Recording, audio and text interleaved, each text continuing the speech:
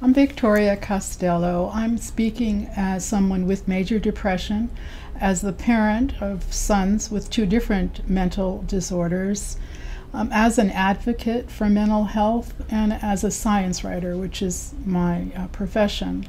And I find out late in life that I come from a family of 3 generations with mental illness.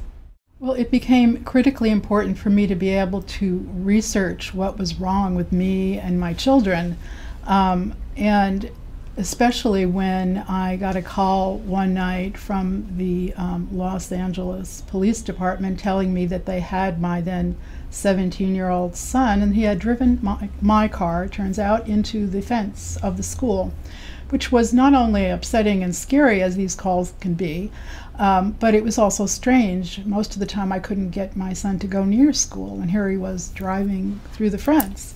The next morning we were at the psychiatric hospital and we received a diagnosis of paranoid schizophrenia. Now that's a pretty horrible thing to hear about your firstborn child, but it's worse when you know nothing about it except what you've heard, which is largely exaggerated and untrue. For instance, that it's not treatable. Perhaps that was true 100 years ago. But the real problem is that people don't talk about it. They don't like to admit that there's anything wrong. And even in my family, I was in a lot of denial around my son's situation. I mean, he had had disturbing things happening, like being unable to sleep and walking around in circles and withdrawing from everyone for at least 9 or 10 months before that night when he had his psychotic break, they call it. And it was the next morning after, when I brought him in there and the psychiatrist was talking to me about my family, she wanted to know if there was any other signs of mental illness in my family. And I talked about my sister who had a heroin overdose at 38 and died, my father who was depressed his whole life and was an alcoholic. And then we got to my grandfather, my Irish immigrant grandfather, who I didn't meet because he died at 28, and I explained to the doctor that it was a terrible accident that he had on a railroad track. And she put down her pad and looked at me and said, "Did it ever occur to you or anyone that that might have been an intentional act?" And I said no, and then it occurred to me that that was pretty obvious as a possibility. And then when I learned more, I found out how important that is, because it turns out that about 90% of suicides, at least, have a diagnosable mental illness. And so here we find out that there's a very good possibility that 2 generations back, my grandfather may have been dealing with a psychosis.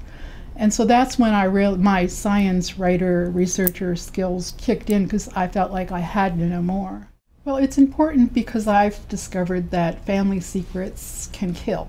And I nearly lost my son for not understanding sooner that all of these strange symptoms and the rest of the situations in my family with all of the addiction and depression could be related. And if I had known sooner, I would have started looking for symptoms when he was, as I understand it now, you can find them even at 3, 5, 9, and 11. And the good news is that there are interventions and treatments possible. So we're no longer talking about managing symptoms. We're talking about prevention and cures, which is a real recovery model, which we find ourselves in the mental health field.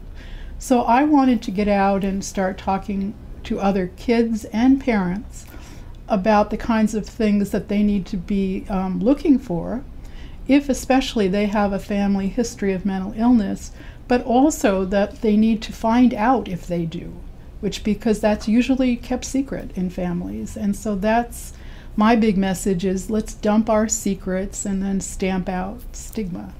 I found out about MHA San Francisco by just living in San Francisco, because they are very active, and they're always advocating when funding's about to be dumped for all the county mental health systems. They'll send out an alert and they'll ask for money. They'll also ask people like me to come in and speak, so that we went into a high school the other day. We've talked to domestic violence shelters. because there are always people who who come up afterwards or even speak right in the middle of the discussions about what's going on with them and how they never knew who to talk to before. So this is an effort to get the word out. Well, I find that the more people I talk to about my family and the 4 generations now of mental illness that I've discovered, that I'm finding out how not unusual my family is. And one of the most exciting things I've found out from looking into the research going on is that they're starting to make connections between, say, bipolar disorder in a grandfather and attention deficit disorder in a grandchild. And soon I think we'll find out that they're all linked, and that, that makes it so important for families to open up and talk about this. And I actually have written a book about my family's situation and putting together some of the research. And I call it A Lethal Inheritance. A Mother Uncovers the Science Behind 3 Generations of Mental Illness. And I also blog about this on psychologytoday.com. My life turned around when I dealt with my own depression about 10 years ago.